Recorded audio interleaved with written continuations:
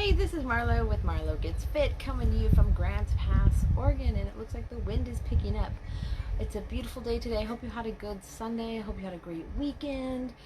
We had a pretty good weekend, a little bit relaxing because of we were gone all last weekend doing our road trip, so we decided to take it a little bit easy this weekend, not do anything huge. We did have to go out in town a little bit, but other than that, not too much. So if you don't know who I am, I'm a wife, I'm a mom, I work full time, and I have a home business, plus I'm on a get healthy journey. So let me see if I can get this shared really quick. I want to just talk about one of the biggest struggles I'm having right now. I know there's lots of stuff going on, but one of the biggest struggles I'm having right now on my keto journey, and maybe it can help you out, what I'm doing to get over it and kick it to the curb. So let me see if I can get this shared. If Facebook is going to cooperate, and it doesn't look like it is. There we go. It has added at least 3 steps to sharing now from my iPad, so it's a little more complicated. There we go. I think I shared the right one yesterday, or the day before I shared the wrong one. Funny. So there, I think I got it. And Portia, the porch kitty, is right over there. You can't, I think she's just off the screen, and I think she's hunting something over there. She's stalking it.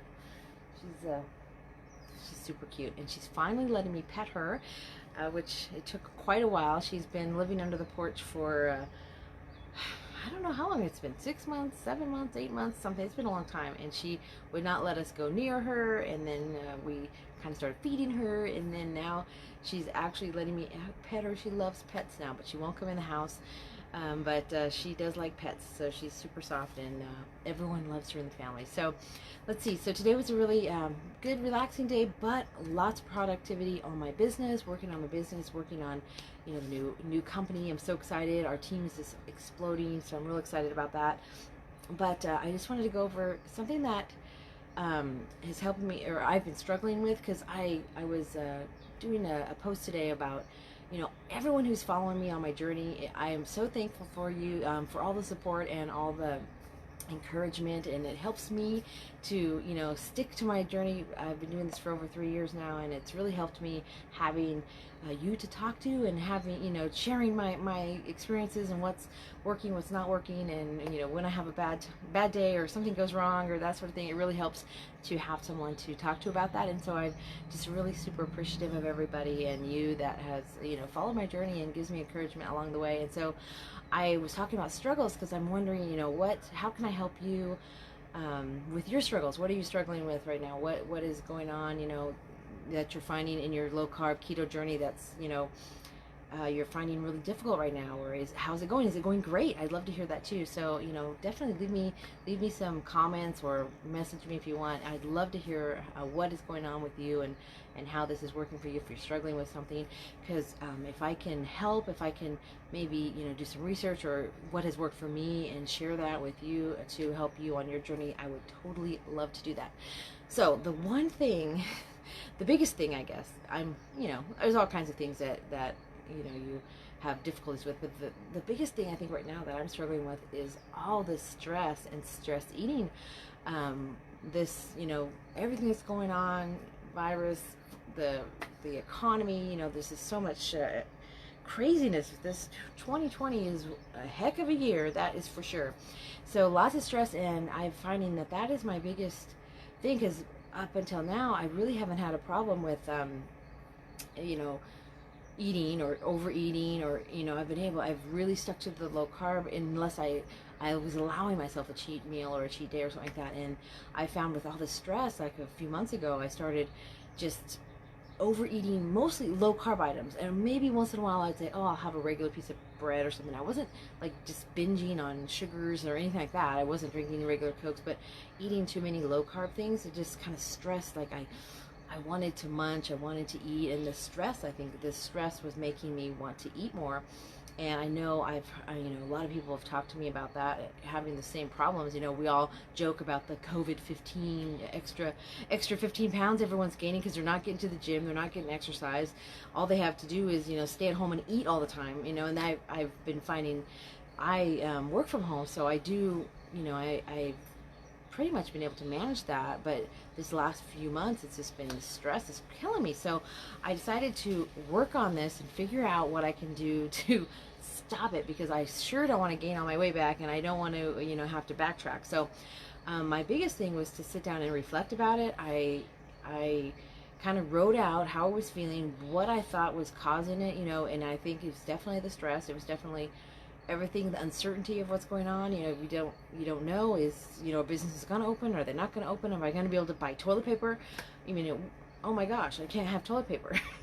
and now, you go to Walmart. I was surprised we had to go, we went today and yesterday, and there's still, the shelves there's a lot of stuff they're out of. It's crazy. I don't know if they're really, the stock is just low, or are people, buying up stuff because of anticipation of things happening. I don't know, but there's lots of things that are very low. We wanted to get some more chicken thighs because we wanted to barbecue chicken thighs. No chicken thighs. They had no chicken thighs. That's like the staple, chicken thighs, right? And then like the flavor enhancers, I use those a lot for my drinks. Put it in water, or you can put it in, like if you get like a Sprite Zero or something, and then you can squirt it in there, and it makes it taste really good. Different flavors. They're like completely out. They had like 2 to choose from. It was crazy. I was like, what is happening? And the canned goods, so much uncertainty still, and so many, not sure what's happening, and things are closing back down, are they opening back up? You just don't know. And I think that you really have to get a grip on that and think, it is going to be prepared as you can, and then, so you can not feel as stressed about it. Like I have a supply of toilet paper, I have a supply of canned goods and things. If all of a sudden you can't get something, I'm trying to keep a backup of everything. So I don't just, before I would buy the one thing I needed, but now I make sure I have at least 2 of every item, so that I don't run out if for some reason you can't get it right away. So I try to alleviate stress that way by making sure I have all the necessary things, and I have a backup of it. So if for some reason there's a delay in getting it, that I'm not going to be completely out of something. So I've been doing that. So being intentional about that, about keeping the things that you need supplied up, so you have those, that will relieve some stress in that. And then really thinking about things. I believe that things will work out. I believe that things are going to get better, and things will work out. So you got to try to, and the thing is, when you stress about it, it doesn't help. So trying to relieve that stress. So I've been listening to a lot of mindset training, a lot of things like that. That's really helped me with, you're going to go through it anyway. And so to stress over it just makes it worse.